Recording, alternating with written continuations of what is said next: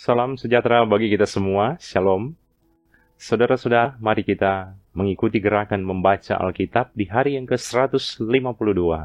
Sebelumnya, mari kita berdoa. Ya Tuhan Allah yang kami kenal lewat Yesus Kristus, inilah kami semua yang rindu untuk mengikuti gerakan membaca Alkitab di hari ini. Kami bermohon kepadamu Tuhan, kiranya Tuhan anugerahkan hikmat kepada kami semua. Kami boleh membaca dengan baik, memahami dengan baik, dan melakukan dengan baik firman-Mu Tuhan. Inilah doa kami, dalam nama Yesus Kristus kami berdoa. Amin. Ayub pasal 19 sampai pasal 21 berkata begini. Tetapi Ayub menjawab, berapa lama lagi kamu menyakitkan hatiku dan meremukkan aku dengan perkataan? Sekarang telah 10 kali kamu menghina aku. Kamu tidak malu menyiksa aku. Jika aku sungguh tersesat, maka aku sendiri yang menanggung kesesatanku itu. Jika kamu sungguh hendak membesarkan diri terhadap aku dan membuat celaku sebagai bukti terhadap diriku, insafilah bahwa Allah telah berlaku tidak adil terhadap aku dan menebarkan jalannya atasku. Sesungguhnya aku berteriak kelaliman, tetapi tidak ada yang menjawab.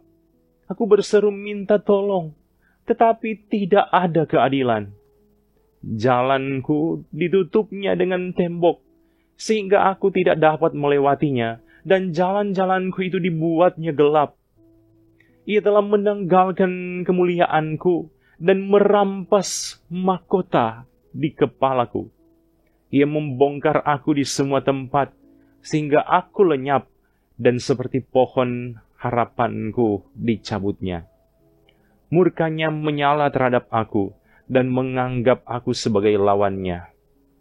Pasukannya maju serentak, mereka merintangi jalan melawan aku, lalu mengepung kemahku.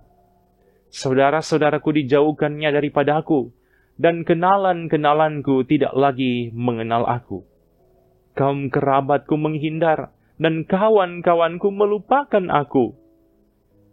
Anak semang dan budak perempuanku menganggap aku orang yang tidak dikenal. Aku dipandang mereka orang asing. Kalau aku memanggil budakku, ia tidak menyahut.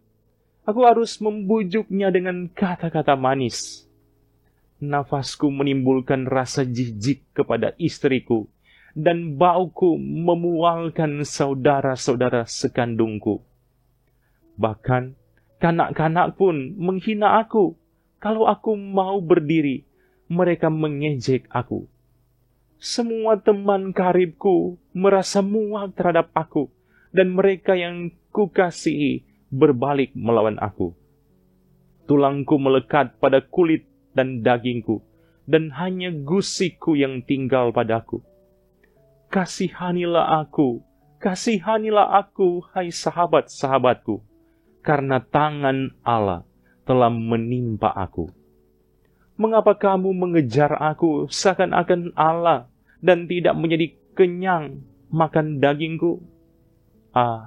Kiranya perkataanku ditulis, dicatat dalam kitab, terpahat dengan besi pengukir dan timah pada gunung batu untuk selama-lamanya. Tetapi aku tahu, penebusku hidup, dan akhirnya ia akan bangkit di atas debu. Juga sesudah kulit tubuhku sangat rusak, tanpa dagingku pun aku akan melihat Allah. Yang aku sendiri akan melihat memihak kepadaku. Mataku sendiri menyaksikannya, dan bukan orang lain. Hati sanubariku merana karena rindu. Kalau kamu berkata, kami akan menuntut dia dan mendapatkan padanya sebab perkaranya. Takutlah kepada pedang, karena kegeraman mendatangkan hukuman pedang, agar kamu tahu bahwa ada pengadilan. Maka Sofar, orang Naamah menjawab, oleh sebab itulah pikiran-pikiranku mendorong aku menjawab, karena hatiku tidak sabar lagi.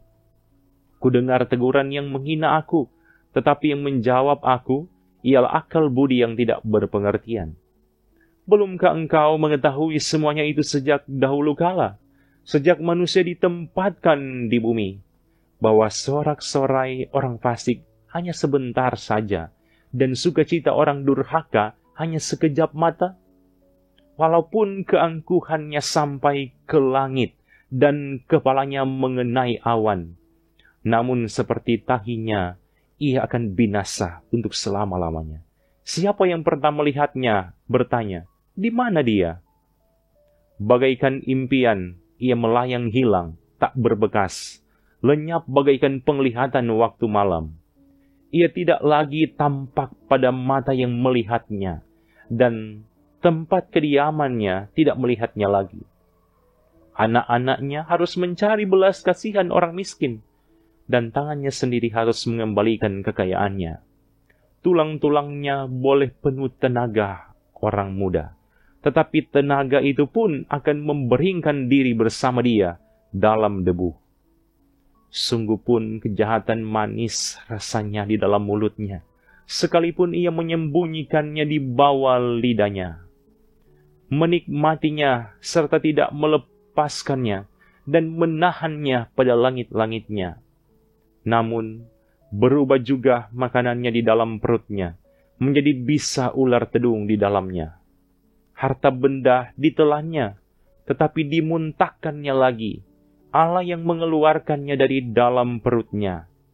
Bisa ular tedung akan diisapnya. Ia akan dibunuh oleh lidah ular. Ia tidak boleh melihat batang-batang air dan sungai-sungai yang mengalirkan madu dan dadi. Ia harus mengembalikan apa yang diperolehnya dan tidak mengecapnya. Ia tidak menikmati kekayaan hasil dagangnya. Karena ia telah menghancurkan orang miskin dan meninggalkan mereka terlantar.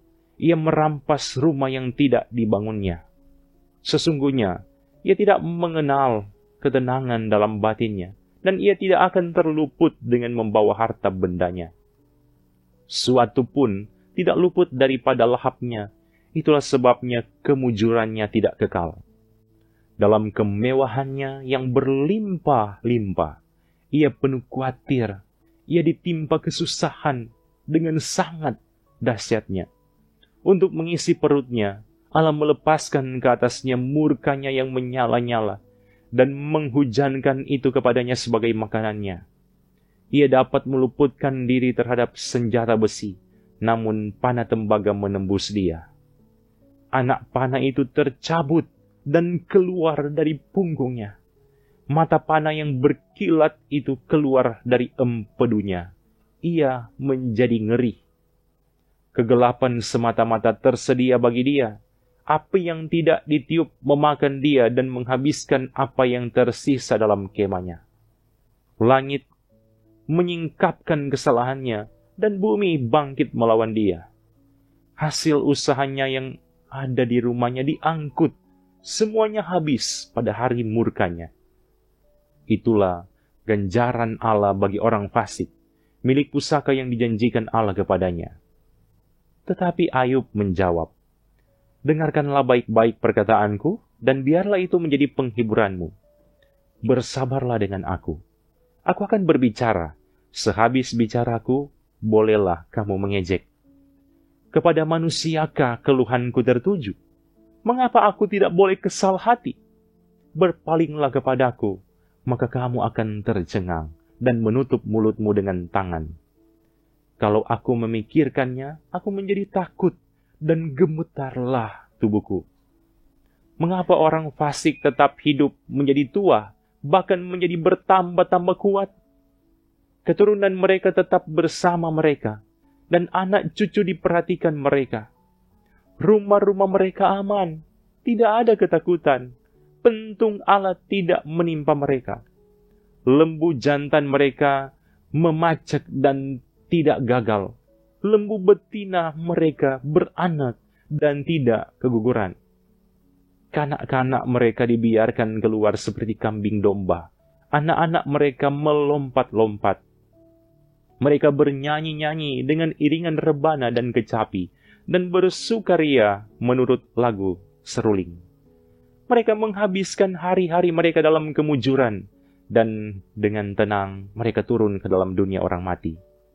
Tetapi kata mereka kepada Allah, "Pergilah dari kami. Kami tidak suka mengetahui jalan-jalan-Mu. Yang Maha Kuasa itu apa? Sehingga kami harus beribadah kepadanya.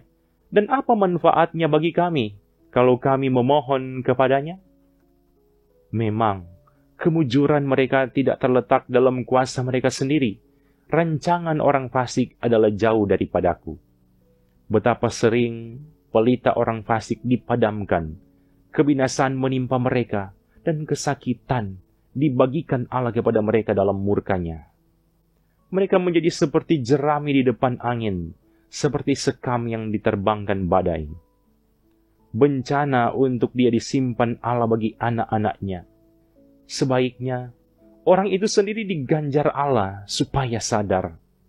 Sebaiknya matanya sendiri melihat kebinasaannya, dan ia sendiri minum dari murka yang Maha Kuasa. Karena peduli apa ia dengan keluarganya sesudah ia mati, bila telah habis jumlah bulannya? Masakan kepada Allah diajarkan orang pengetahuan, kepada Dia yang mengadili mereka yang di tempat tinggi, yang seorang mati dengan masih penuh tenaga, dengan sangat tenang dan sentosa. Pinggangnya gemuk oleh lemak, dan sumsum tulang-tulangnya masih segar. Yang lain mati dengan sakit hati, dengan tidak pernah merasakan kenikmatan. Tetapi sama-sama mereka terbaring di dalam debu, dan berengah-engah, berkeriapan di atas mereka. Sesungguhnya, aku mengetahui pikiranmu, dan muslihat yang kamu rancangkan terhadap aku. Katamu, di mana rumah penguasa? Di mana kemah tempat kediaman orang-orang fasik? Belum pernahkah kamu bertanya-tanya kepada orang-orang yang lewat di jalan? Dapatkah kamu menyangkal petunjuk-petunjuk mereka? Bahwa orang jahat terlindung pada hari kebinasaan, dan diselamatkan pada hari murka Allah? Siapa yang akan langsung menggugat kelakuannya dan mengganjar perbuatannya? Dialah yang dibawa ke kuburan dan jiratnya dirawat orang. Dengan nyaman ia ditutupi oleh gumpalan-gumpalan tanah di lembah. Setiap orang mengikuti dia, dan yang mendahului dia tidak terbilang banyaknya. Alangkah hampanya penghiburanmu bagiku. Semua jawabanmu hanyalah tipu daya belaka. Mari kita berdoa. Kami bersyukur padamu Tuhan, karena Engkau yang boleh memberikan kesempatan. Di saat ini kami boleh ambil bagian mengikuti gerakan membaca Alkitab. Biarlah bagian firman yang sudah kami baca di saat ini menjadi pedoman dalam kehidupan kami setiap hari, ketika kami beraktivitas dan bekerja, sesuai dengan apa yang Engkau percayakan bagi kami semua. Tuhan, kiranya berkati semua anggota jemaat yang mengikuti gerakan membaca Alkitab di saat ini. Diberkatilah mereka dalam keluarga mereka masing-masing. Tuhan memberkati pekerjaan-pekerjaan mereka. Kiranya berkat melimpah menjadi bagian dalam kehidupan mereka masing-masing. Terpujilah nama-Mu Tuhan. Dalam nama Yesus Kristus kami berdoa. Amin. Terima kasih saudara-saudara yang sudah mengikuti gerakan membaca Alkitab di hari ini.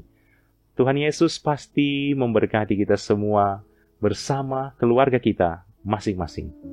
Shalom.